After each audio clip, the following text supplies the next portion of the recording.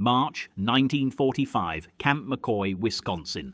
Private Takeshi Yamamoto, Imperial Japanese Army, 32nd Infantry Division, collapsed against the wire fence of his prisoner compound at Camp McCoy.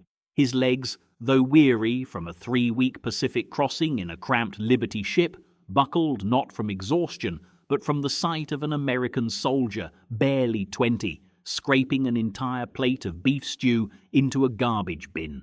The discarded meat alone represented more protein than Yamamoto's unit had collectively received in the entire month before Okinawa fell. His capture on April the 12th had been swift during the chaotic American advance through Kakazu Ridge. Yamamoto's position was overrun before dawn, his Type 38 rifle jammed, his ammunition spent. 6 Marines surrounded his foxhole, weapons aimed but not firing. A gestured carbine indicated surrender. Though trained that dishonor was worse than death, his commanding officer dead and Emperor distant, Yamamoto raised his hands. The Americans efficiently zip-tied his wrists and handed him to MPs. 36 hours of processing at Pearl Harbor followed. Medical inspections, delousing, photographing, fingerprinting, all meticulously documented. Then a ship packed with 300 Japanese prisoners, mostly from Iwo Jima and Okinawa, embarked for America. Whispers of imminent execution or torture filled the hold. Years of propaganda had painted Americans as savage, racially inferior beings who reveled in cruelty, leading every man to anticipate death on American soil. On March 8th, San Francisco's harbor appeared through a porthole. Yamamoto pressed his face to the cold glass, struck by a city untouched by war. No bomb craters, no burned districts. Gleaming buildings rose skyward, and the harbor teemed with more tonnage than he'd witnessed in his entire naval career before transferring to infantry. American propaganda had claimed crippled industry, starving populace, a desperate military. This harbor alone disproved every assertion. He said nothing, but cognitive dissonance began to erode his beliefs. The 2-day train journey to Wisconsin unfolded with professional distant guards. They provided rice balls, an incomprehensible gesture given they were prepared by Japanese-American cooks, suggesting an understanding of what the prisoners could stomach. At night, Yamamoto watched America pass. Vast farmlands, factories incessantly belching smoke, small towns aglow with electric lights, windows unblacked, immune to air raids. A guard, noticing his fixed gaze, offered an American cigarette, rich and smooth, unlike the harsh Imperial rations. Yamamoto accepted, smoked, and felt the propaganda crumble further. Camp McCoy materialized on March 11th under gray Wisconsin skies, a compound of wooden barracks better constructed than most Japanese military facilities. Barbed wire perimeters were present, but guard towers seemed almost superfluous. 200 prisoners filed through processing.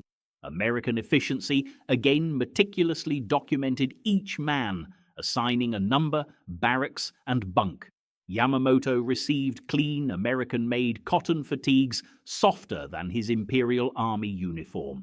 The quartermaster sergeant, devoid of hostility, simply performed his duty. Dinner in the mess hall that first evening shattered Yamamoto's worldview. The cafeteria-style facility, with its steam tables and serving lines, could feed hundreds simultaneously. He'd never seen such infrastructure dedicated solely to enlisted men. In Japan, such amenities were reserved for officers or critical factory workers. Prisoners lined up, each handed a metal tray. American mess sergeants, not prisoners, worked the line. The first server ladled beef stew onto Yamamoto's tray. Chunks of beef, rich gravy, carrots, potatoes, onions. He calculated this single portion contained more meat than his entire squad received in a week on Okinawa. Next, 2 slices of machine-cut, pillowy white bread. Then green beans swimming in butter, a taste Yamamoto hadn't experienced since 1942. The final server asked a question in English. Yamamoto blank saw the server shrug and add a steaming square of cornbread anyway. He carried his tray to a long table where other prisoners sat in stunned silence, their trays equally laden. Yamamoto, wielding a clean, unchipped spoon, ate slowly, mechanically, his body struggling with the richness after months of near starvation. Across the mess hall, American GIs on duty casually ate the same food, laughing. Officers and enlisted, no distinction. The concept was absurd. Then came the waste. An American private, finished, carried his tray to a large rubber bin. Half his stew remained, an entire bread slice untouched. He scraped everything in unhesitatingly. Another soldier followed, discarding uneaten vegetables, a quarter portion of meat, cornbread with a single bite removed. The bin filled steadily as the American meal period ended. Yamamoto stood, tray forgotten, witnessing this systematic destruction of abundance. Corporal Tanaka from his division appeared beside him, pale. He whispered in Japanese, keeping his voice low. Yamamoto counted 30 American soldiers discarding uneaten food before he stopped. His calculations failed. The quantity discarded in 15 minutes exceeded his entire company's daily ration during the Okinawa defense. He recalled February, watching Private Sato die from malnutrition and infected wounds due to a lack of medical supplies. Sato weighing perhaps 80 pounds at death, his body consuming itself. That week's rice ration was a mere handful per man, supplemented by whatever could be scavenged from Okinawan civilians who had even less. Soldiers boiled grass and seaweed for sustenance. Officers hoarded cigarettes as currency. And here, in Wisconsin, in a nation supposedly on the brink of collapse, soldiers threw away complete meals because they were simply full. The mess sergeant, noticing Yamamoto's immobility, approached, gestured at the tray, and mimed eating. His expression showed neither cruelty nor pity, only mild concern. Yamamoto returned to his table, forced himself to finish, stomach cramping from the richness, scraping the tray clean with bread. Wasting this food felt impossible, despite the Americans' clear expectation. That night in the barracks, after lights out, conversation erupted. Men whispered furiously, processing what they'd witnessed. Sergeant Ishida, a career soldier since 1937, confidently declared it psychological warfare, a trick to break their spirit with excess before imposing deprivation. Others eagerly agreed, desperate to preserve their worldview, but Corporal Tanaka quietly disagreed. Noting the guards ate identical rations and the casual efficiency lacked theatrical pretense. The Americans weren't feigning abundance. This was simply normal. The second day brought more revelations. Breakfast with 2 actual eggs per man, bacon, toast, and coffee with fresh milk. Yamamoto hadn't tasted fresh milk since childhood. The Imperial Army supplied condensed milk rarely, fresh never. Yet here were sweating metal pitchers, milk so fresh it still carried warmth from pasteurization. He poured carefully, watching the white stream, half expecting a cruel substitute. It tasted real. He drank slowly, reverently. After breakfast, a work detail formed. Yamamoto was assigned to garbage duty, witnessing waste at its source. In the kitchen, American cooks worked with staggering quantities.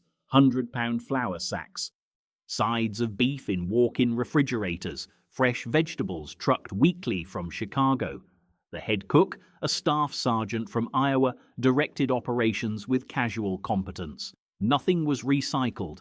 Vegetable peelings, fat from meat, day-old bread, all went to the garbage. Yamamoto carried bins to the incinerator behind the mess hall.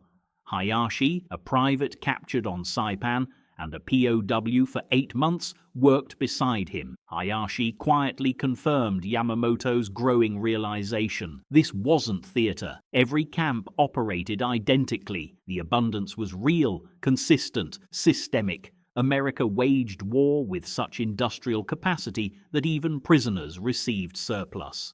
Hayashi described camps in Texas where Japanese POWs picked cotton, earning wages deposited in camp accounts.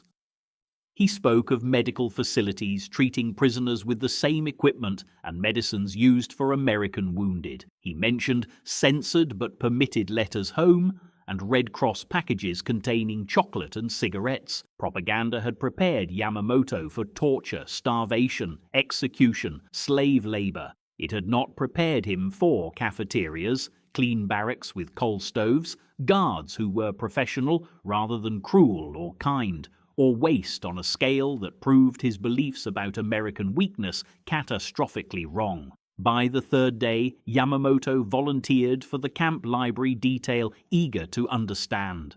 The converted barracks held shelves of English books, but also Japanese texts provided by the YMCA. He selected a book on American agriculture, its pages filled with photographs of mechanized farming that explained the abundance, tractors, combines, industrial processing facilities turning grain into bread with minimal labor.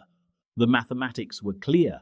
America fed its military, civilians, prisoners, and still produced surplus for export. Japan had struggled to feed its army before the war, stripping occupied territories to sustain its military.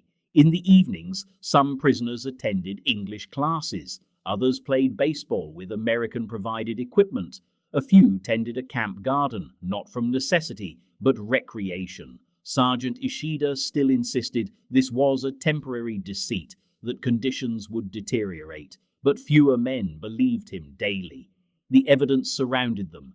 Every meal, clean sheet, working electric light. One evening in late March, Yamamoto sat on his bunk, composing a letter home, knowing it would be censored but likely delivered. He hesitated, knowing anything contradicting official propaganda might be deleted.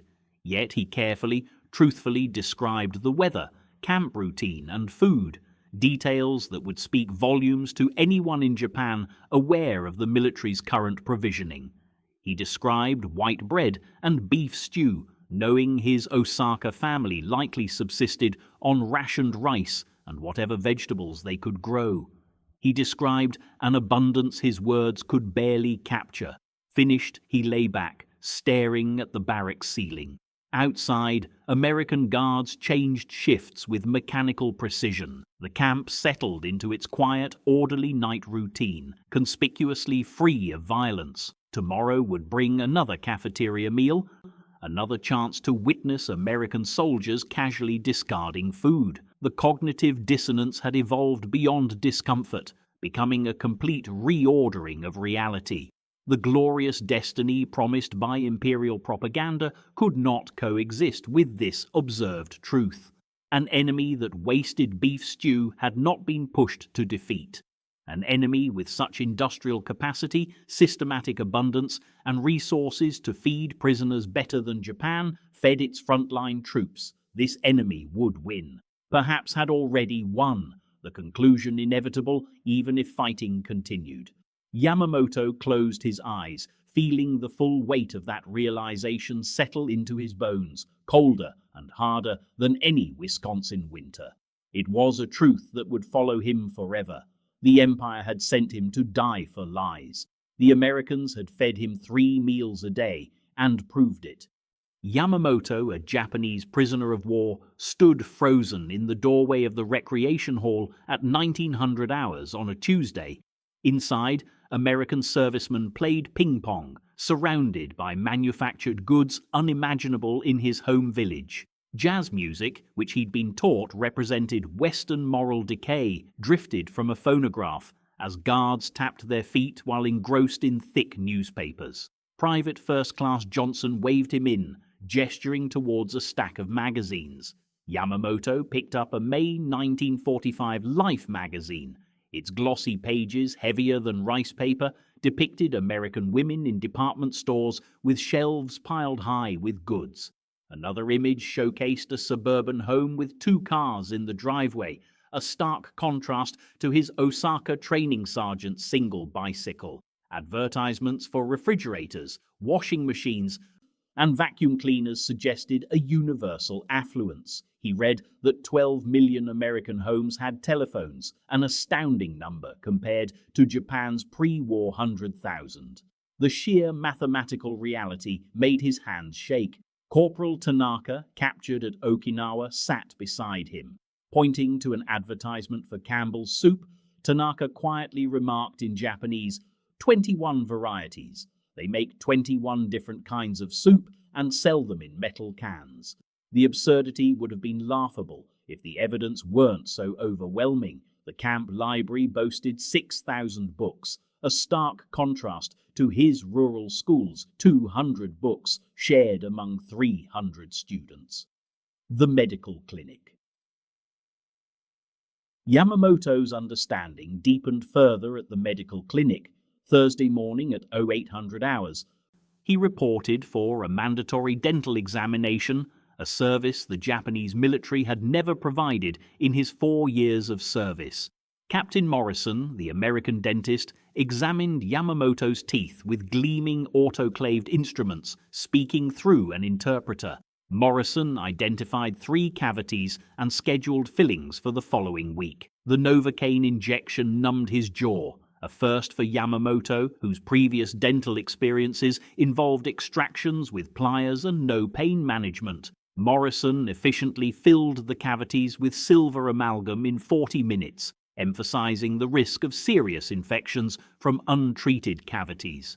This casual competence, the assumption that even enemy prisoners deserved dental care, was a worldview so alien it left Yamamoto struggling to comprehend.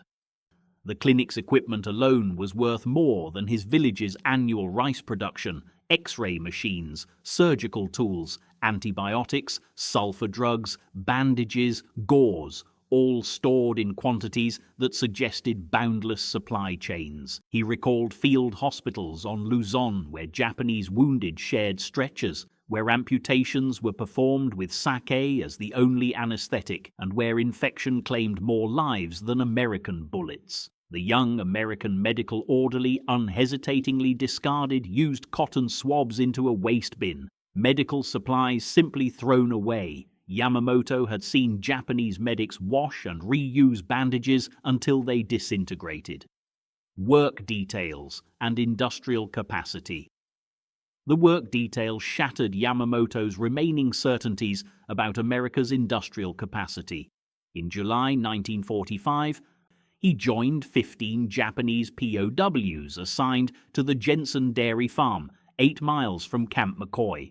Farmer Jensen, with his 2 sons and a hired man, operated 200 acres with machinery that could do the work of 40 men in rural Kyushu. Milking machines attached to 60 cows simultaneously, pumping milk directly into refrigerated tanks.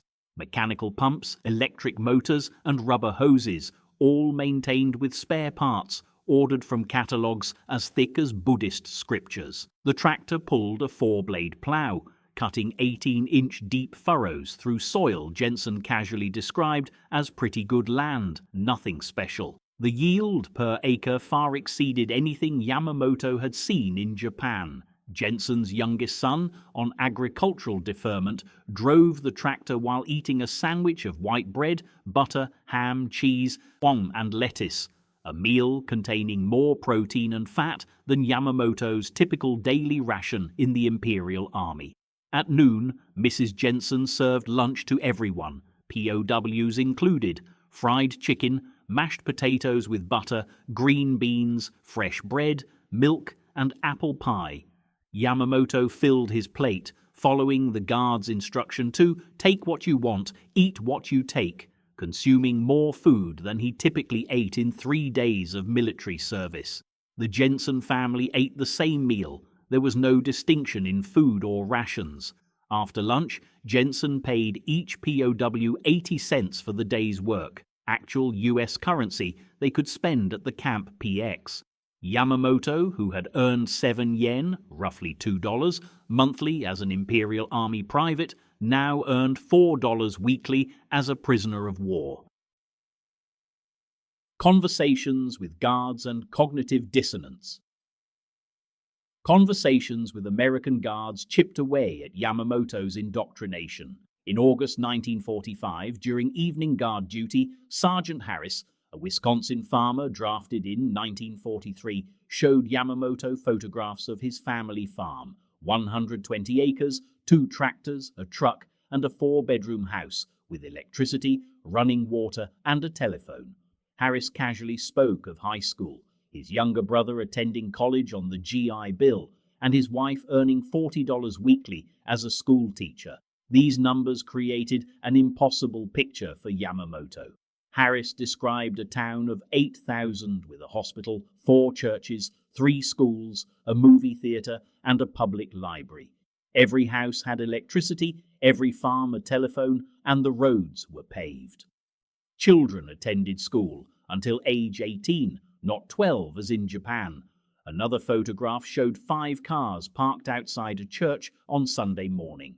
Yamamoto struggled to reconcile this with propaganda portraying Americans as soft, morally bankrupt, and incapable of sacrifice. Yet America had fought a 2-ocean war for 4 years while maintaining civilian abundance exceeding peacetime Japan. This cognitive dissonance caused a physical sensation like vertigo. Private Chen, a Chinese-American guard from San Francisco, engaged Yamamoto in halting English during recreation hours. Chen's father ran a grocery store in Chinatown. Chen described a childhood of public schools, baseball, movies, and summer jobs, and explained he enlisted after Pearl Harbor to prove his loyalty despite facing discrimination. His matter-of-fact discussion of racial prejudice intrigued Yamamoto. America publicly acknowledged its social problems, debated them in newspapers and Congress. Japan, in contrast, presented itself as a perfect kokutai, a unified nation without internal conflict, brutally suppressing dissent. Chen noted his unit included Jews, Italians, Poles, and Irish, all fighting together despite their grandfathers having been enemies. America's capacity to absorb contradiction, to function despite internal tensions, represented a strength Japanese propaganda had framed as weakness. Letters from home and the question of belief. In late August, mail from home forced Yamamoto to confront a reality he'd been avoiding. His mother, writing from their village near Kumamoto, described conditions utterly contrasting Camp McCoy's abundance.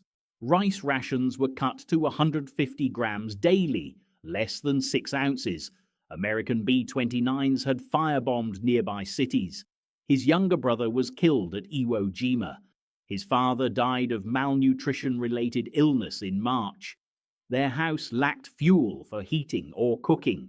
His mother and sister survived on wild plants and insects. She expressed gratitude that he was safe as a prisoner in America, writing that village elders whispered the war was lost, a truth everyone knew but dared not speak aloud. Yamamoto sat in the recreation hall, surrounded by American servicemen, casually drinking Coca-Cola and reading comic books, while his mother starved in Japan.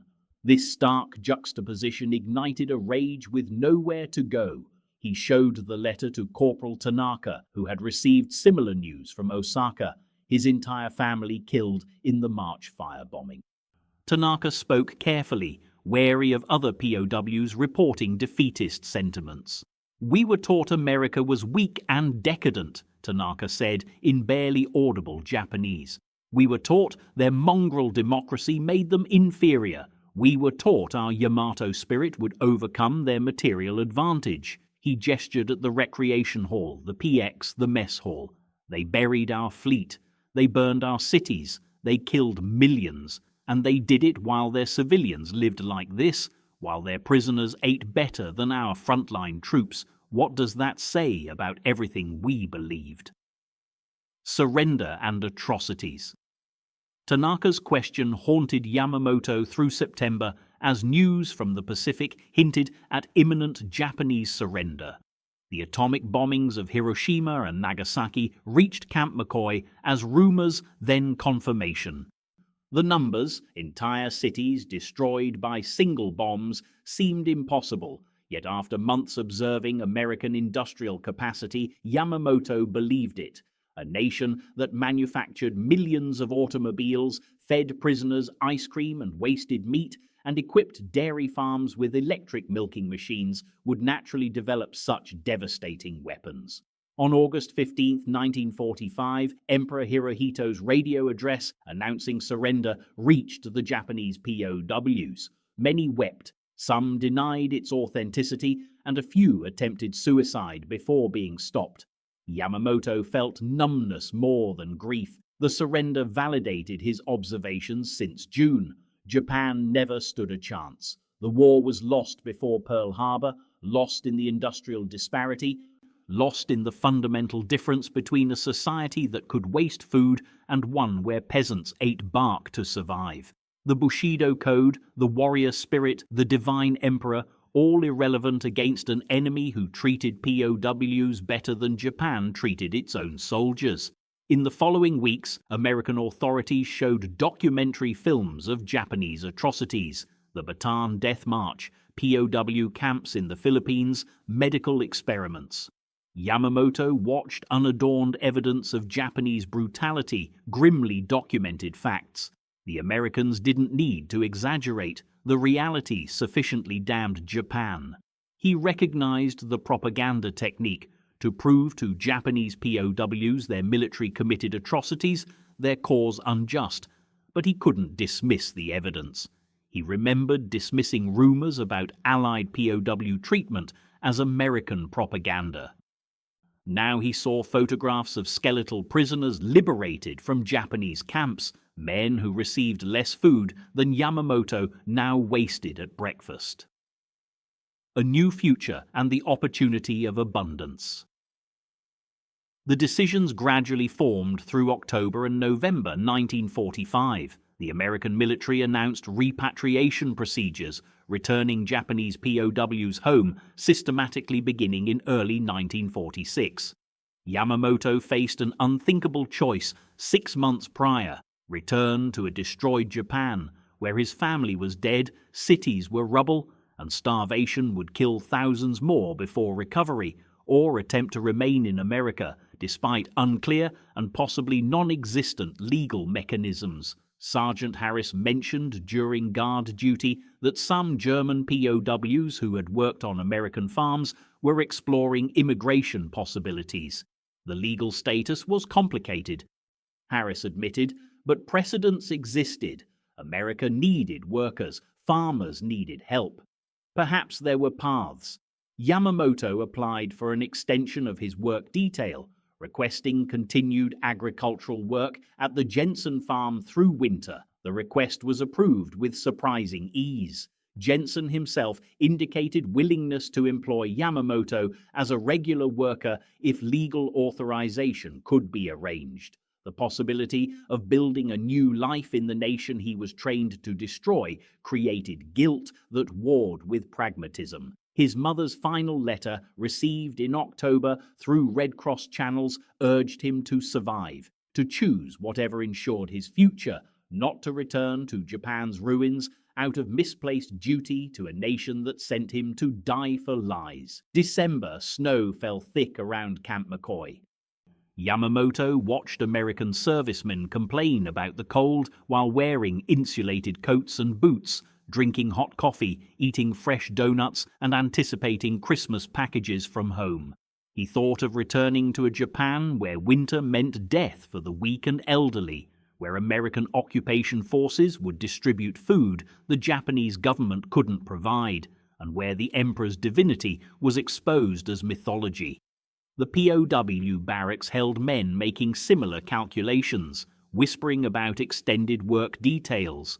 American girls met at supervised social events, and futures that didn't involve returning to destruction.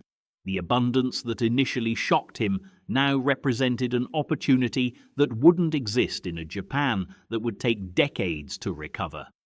The waste that disgusted him in June now seemed less obscene than a nation's leaders wasting millions of lives for a war they knew was unwinnable.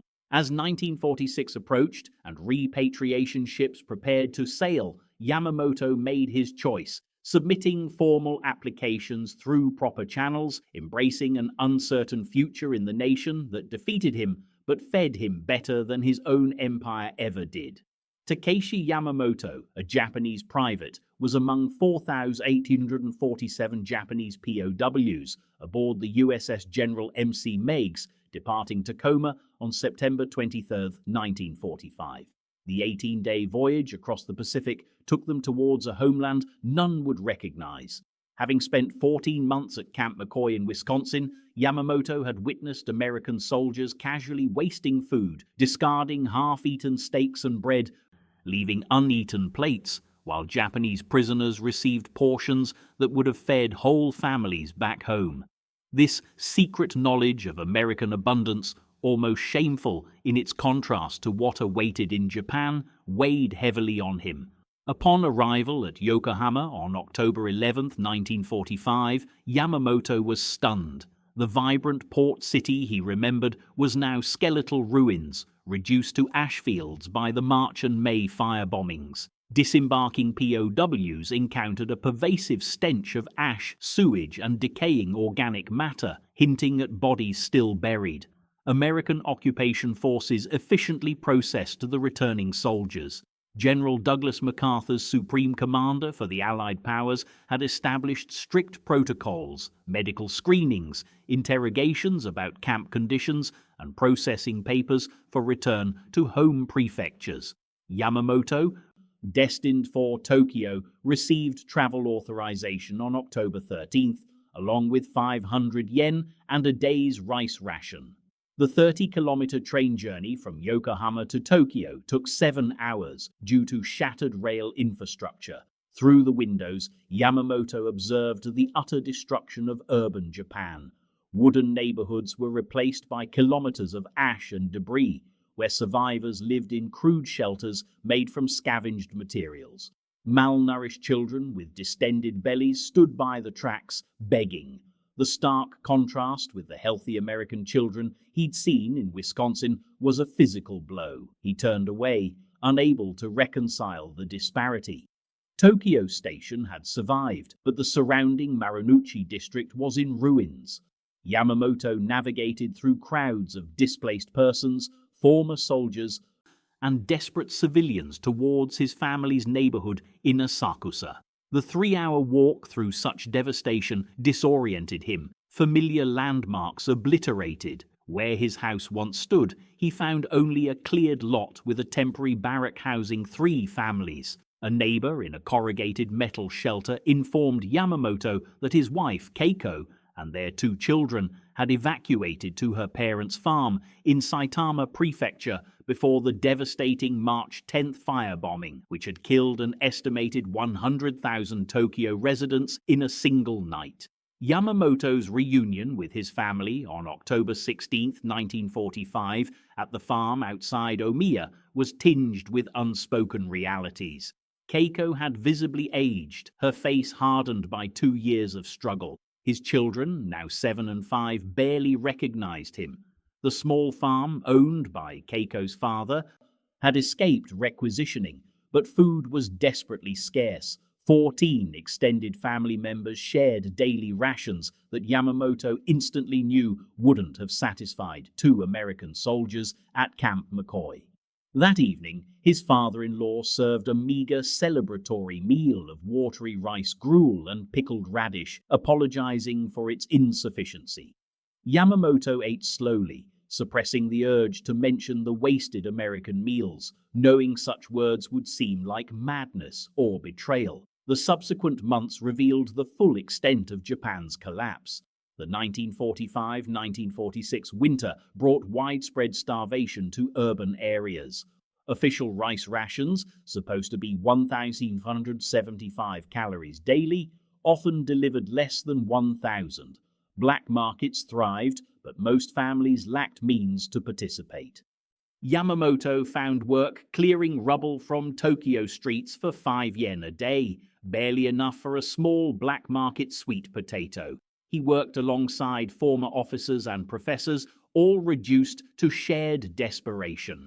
During breaks, men recounted the war's final years, kamikaze campaigns, firebombings, and the atomic devastation of Hiroshima and Nagasaki. When asked about his own experiences, Yamamoto mentioned only labor details and Red Cross parcels, never the overflowing waste bins at Camp McCoy, the abundant Wisconsin dairy farms, or the casual prosperity he had witnessed. By 1947, occupation economic reforms gradually improved food supplies. Yamamoto secured a job with a construction company rebuilding Tokyo's infrastructure, working 12-hour days, 6 days a week. The city slowly rebuilt, though severe food scarcity persisted until 1949. During these years, Yamamoto gained a reputation among co-workers for his fanatical aversion to food waste, meticulously collecting every grain of rice, gathering vegetable scraps for soup, and even confronting a laborer who discarded a half-rice ball. Co-workers attributed this to wartime hardship, unaware it stemmed from his exposure to a reality devoid of such scarcity. In 1952, Yamamoto used his savings to open a small construction supply shop in the Kanda district, capitalizing on Tokyo's building boom. The business thrived as Japan's economy experienced rapid growth throughout the 1950s and into the 1960s, miracle growth. By 1965, Japan's GDP rivaled European nations, and food scarcity had given way to prosperity. Yamamoto's shop expanded to 3 locations, employing 15 workers. He arranged proper ceremonies for his children's marriages, bought a modest suburban home, and achieved the financial security that had seemed impossible in 1945. Despite this success, he maintained his post-repatriation habits, never wasting food, repairing instead of discarding, and instilling in his children and grandchildren the vigilance required to maintain prosperity. In 1982, at 62, Yamamoto attended a Tokyo reunion of around 200 elderly former Japanese POWs from American camps. Organized by a historian researching Japanese prisoners in the US, the event was part of a larger academic effort to document the Pacific War. For the first time, Yamamoto heard others openly speak of the abundance they witnessed in America.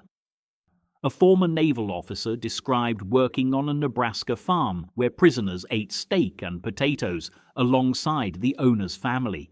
An Okinawan private recalled American guards sharing cigarettes and candy, luxuries unavailable even to Japanese officers. This collective testimony consistent revealed that Japanese POWs in American camps received treatment and provisions superior to those available to Japanese civilians or military personnel. Professor Haruki Nakamura of Waseda University published his research in 1985 as The American Captivity, Japanese POWs in the United States 1943-1946.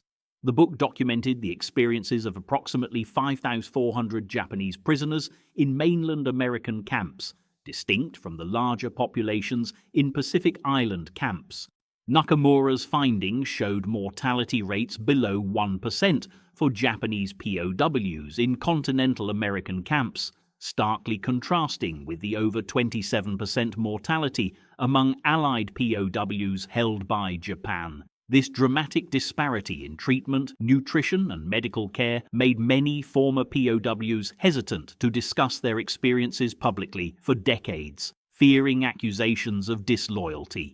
Yamamoto's story, recorded in Nakamura's research, was one of many similar accounts. Professor Nakamura interviewed him for 3 hours, documenting his testimony about the food waste, Wisconsin's agricultural abundance, and the profound reverse culture shock of returning to devastated Tokyo. This testimony, alongside others, deepened understanding of the Pacific War's cultural dimensions. Japanese military indoctrination had prepared soldiers to fight a decadent, weakened enemy. The first-hand experience of American industrial and agricultural capacity contradicted this training, creating a cognitive dissonance that many former prisoners found more psychologically taxing than physical captivity. The Japanese POW experience in American camps subtly influenced post-war policy. Revisions to the Geneva Conventions in 1949, strengthening protections for prisoners, partly drew on documentation of successful POW administration during Whoppie Food.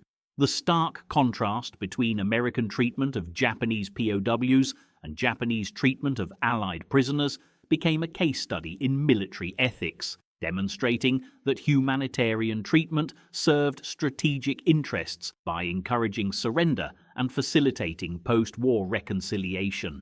U.S.